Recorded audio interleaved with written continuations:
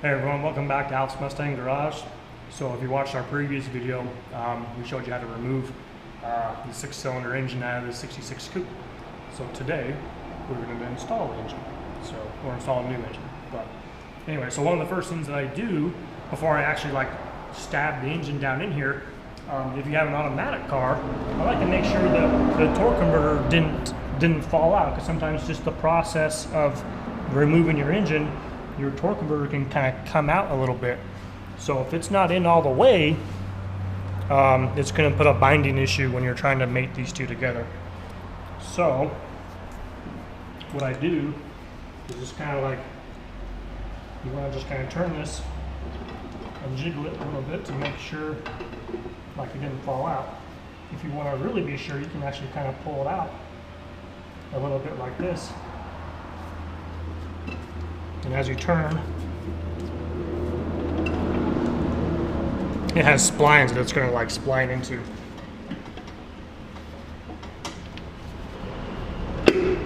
There it goes. So usually your studs are not going to be sticking out past the bell housing. Can't get your hand in behind there. These Fords usually have two sets of splines that will spline in once and then spline in twice if you're all the way out.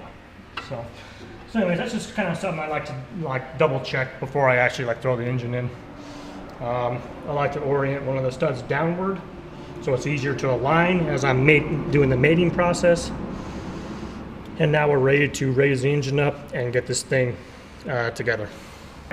Okay, so if you're replacing with a different engine, I like to make sure my dowel pins are in the correct locations.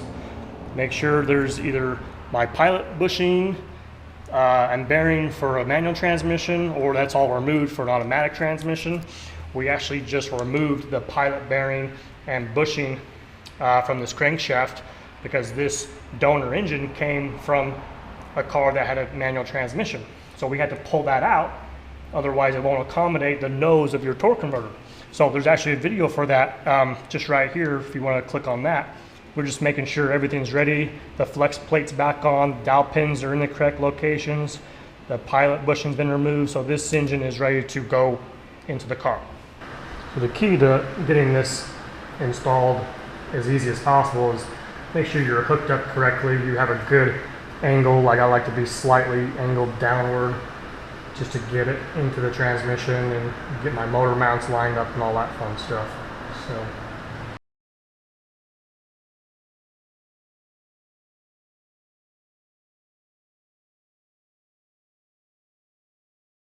crankshafts, but my flex plate is in line relatively to the torque converter.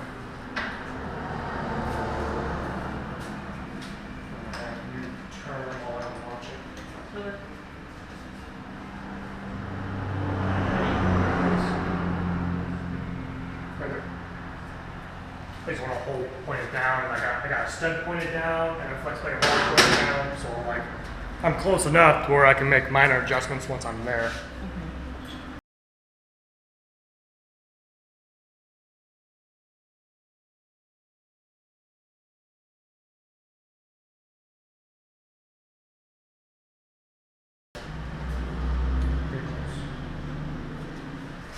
I'm just going to try and get a mount started.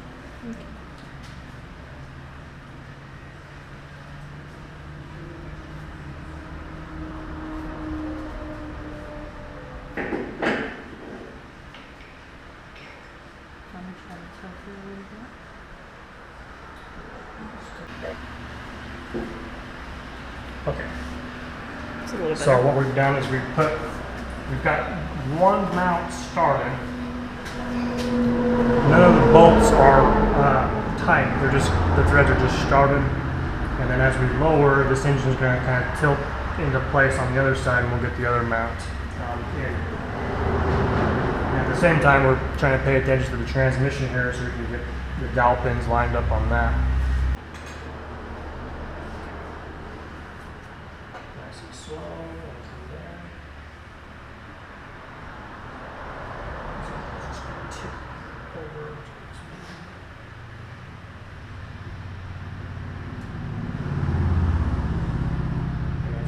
second. See how close we are with this mount over here on this side.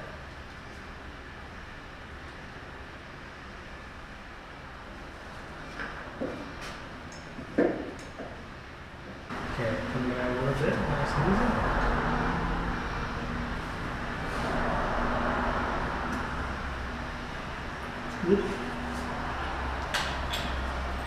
Alright, so we got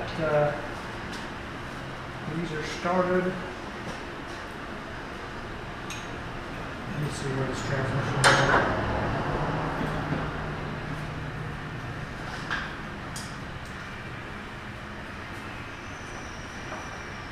Sometimes you just kind of have to like move the transmission because like we can move the transmission assembly as well. So let's actually like lift the engine up a couple pumps. Let me see if I can just kind of like push the.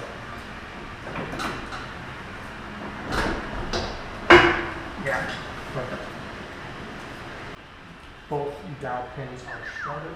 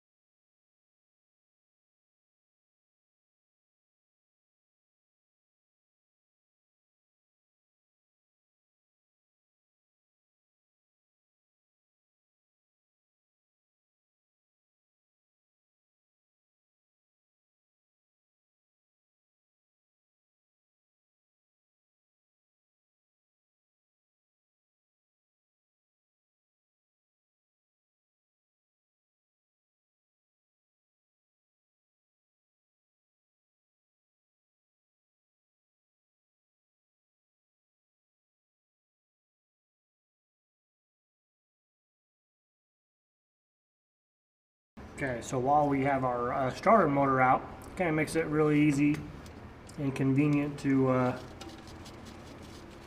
put our nuts on the torque converter studs. So I like to get them all started first before I tighten any of them. So I'll get one started. I'll just put a ratchet on the crankshaft, turn it around to the next stud.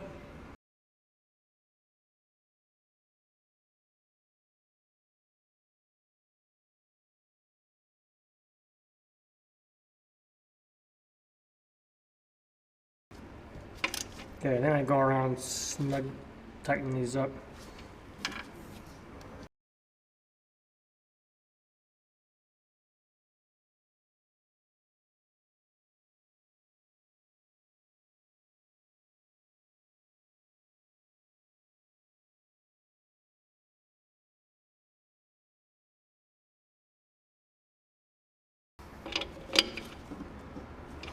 Okay, so that's all done.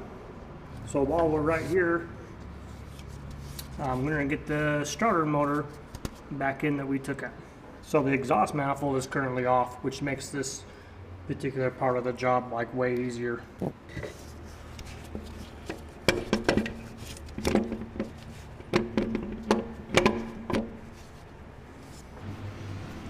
Okay, so this is like by far one of like the easiest starter motors to replace. You just have the 1, 2, and 3 bolts that are securing this starter motor in place. And then the final step is to hook up your starter wire.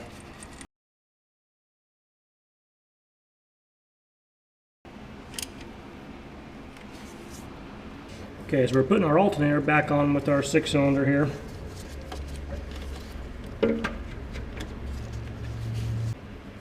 Okay, so first things first, this long bolt that goes through the bracket and the bottom of the alternator, I like to put on first.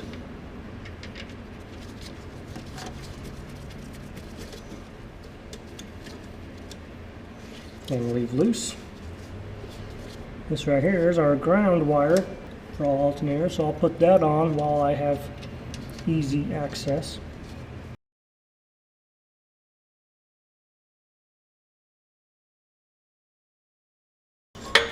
Okay, so we're going to swing this up into place. Okay, so now the alternator is on, so we can get a belt on. This acts as your pivot to tighten your belt.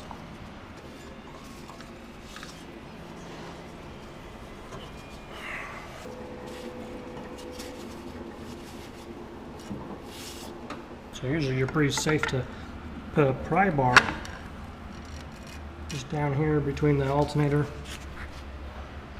and the engine block. Okay.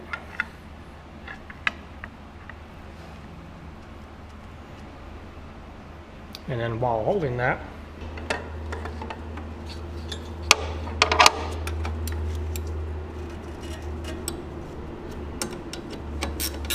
you can tighten this top bolt up here, and that will hold your tension on your belt.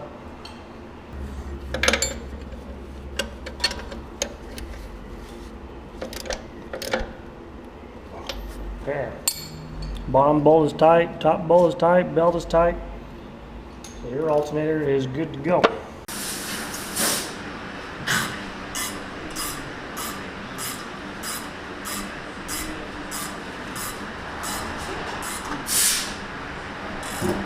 Okay, we are just getting the exhaust manifold back on there, just doing the finishing touches on this engine replacement.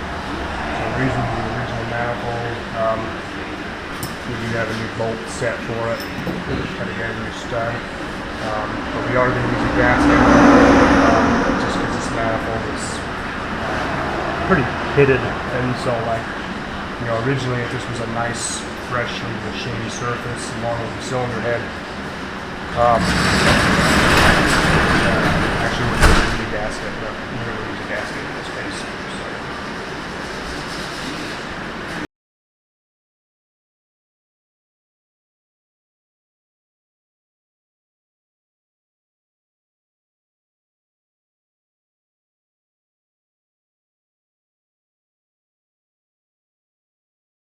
When I first started, I'm not going to run it for very long. Just kind of see what